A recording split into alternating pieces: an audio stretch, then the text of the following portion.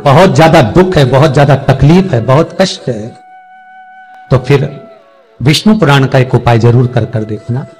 महाराज, विष्णु पुराण में स्पष्ट कहा है कि कार्तिक का प्रथम दिन किसी नदी में स्नान कर कर, तालाब में स्नान कर कर, नदी तालाब नहीं हो तो घर में ही स्नान कर कर, घर के दोनों दरवाजे पर, घर के बाहर दोनों दरवाजे पर घी का दिया लगा दें, उसमें एक कमल गट्टा, किराने की दुकान पे मिलता है काला कलर का कमल गट्टा, एक एक डाल दें नाम और गोत्र बोलकर, और शाम के समय पर एक दिया घर की देहली पर प्रतिदिन कार्तिक के महीने में लगा दें। महाराज, विष्णु पुराण का उपाय। अगर ज्यादा तकलीफ है, बहुत कष्ट है, बहुत ज्यादा कष्ट के व्यापार चल ही नहीं रहा, कर्जे में लदालूम हो गए, यहां तक गति हो गई कि मरने तक की सोच लिया, तो वो कार्तिक के महीने में कर, उसका प्रयोग अवश्य कर, सुख समृद्धि के, लक्ष्मी वैभव के। राष्ट्र में 3 जगह ऐसी है, शंकर के किसी भी मंदिर में आप प्रवेश करें, चौखट पर पांव न रखें, आप प्रवेश करिए, अंदर जाइए, और शिव मंदिर का सबसे पहला दर्शन होना चाहिए शिखर का। मंदिर में पहुंचने से पहले सर्वप्रथम शिखर दर्शन, सर्वपाप नाशन।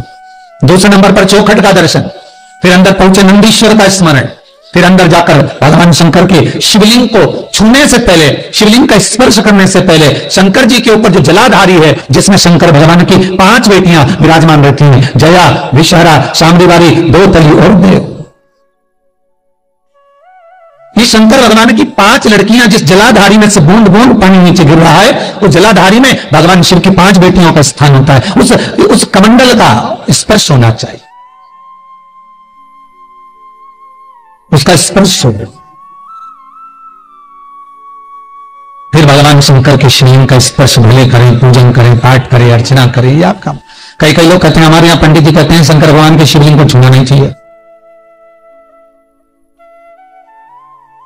भगवान शंकर के शिवलिंग को छूना नहीं चाहिए, हमारे यहां पंडित जी कह देते हैं। महाराज, शिव महापुराण में ऐसी कोई जगह, स्कंद पुराण हो, नर्मदा पुराण हो, लिंग पुराण हो, पद्म पुराण हो, अग्नि पुराण हो, सारी पुराण को उठाकर देख लेना और एक एक शब्द को निकाल कर पढ़ लेना, कहीं पर ऐसा नहीं लिखा कि शंकर भगवान के शिवलिंग को छूना नहीं चाहिए।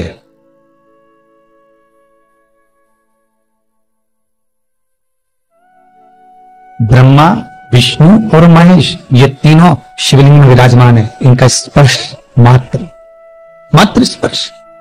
इस शंकर भगवान को जल चढ़ाने का जो स्थान है, शंकर भगवान के सामने पूजन करने का जो स्थान है, आपकी बैठक, आप जहां बैठ रहे हैं, आपकी बैठक दक्षिण में होना चाहिए।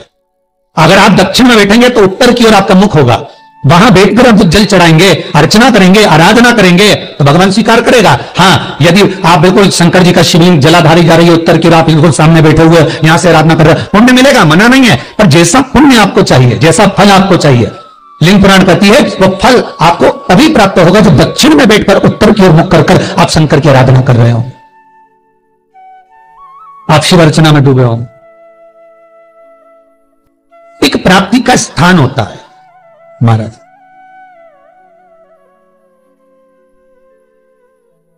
एक बच्चे का प्रश्न था, गुरुजी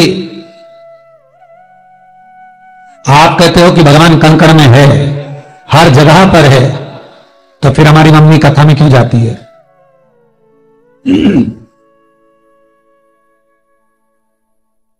हमारी मम्मी कथा में क्यों पहुंचती है? आप ही ने तो कहा कण कण में भगवान, हर कण में शंकर है, कंकर शंकर है, फिर हमारी मम्मी कथा में क्यों जाती है?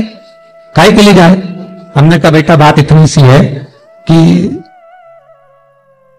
अगर गाड़ी की हवा निकल जाए, मान लो 4 व्हीलर गाड़ी तुम्हारी और एक आध पहिया की हवा निकल गई और तुमने बाहर किसी से पूछा भैया हवा चाहिए, तो वो एक ही बात कहेगा, हवा तो सब दूर है, सब दूर हवा है।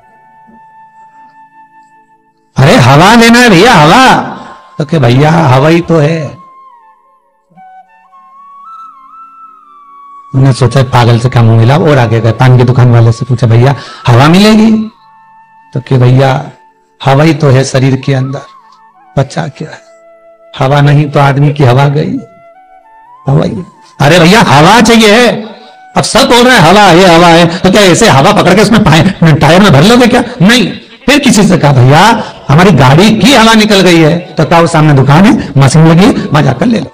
कमा गए, उसने हवा डाली मशीन से, तब जाकर गाड़ी आगे बढ़ी। उसी तरह परमात्मा तो सब दूर है, कण कण में है, हर जगह पर है, पर परमात्मा को पाने के लिए, जैसे हवा को भरने के लिए मशीन सामने लगी है, उस मशीन से हवा भराती है, उसी तरह परमात्मा को पाना है तो सत्संग, प्रवचन, कथा में पहुंचना होगा, कथा को श्रवण करना पड़ेगा, क्योंकि वहां वो मशीन लगी है जिससे परमात्मा मिल जाता है, परमात्मा की प्राप्ति हो जाती है।